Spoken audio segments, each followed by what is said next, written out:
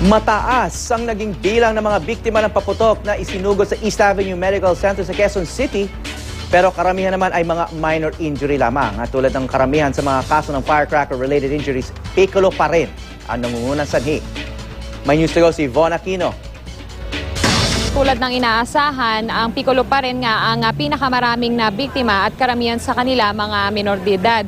28 ang naputukan ng Piccolo, 5 naman ang naputukan ng 5-star, 6 naman ang kaso ng naputukan pero hindi nila alam kung ano ang paputok na nakasugat sa kanila. At ang natitirang bilang ay nasugatan ng iba pang paputok. Bagamat pataas ang bilang ng mga pasyenteng biktima ng paputok, sa ngayon puro minor injuries lamang daw ang kanilang tinamo. Wala pa naman daw na irerekomendang i-admit at wala pa rin naitatalang biktima ng stray bullets dito. Sa kabila naman ng patuloy na pagtatrabaho ng mga medical staff dito, hindi naman nawala sa kanilang agenda ang 2014 countdown ilang minuto bago ang hating gabi. 4, 3, 2, 1!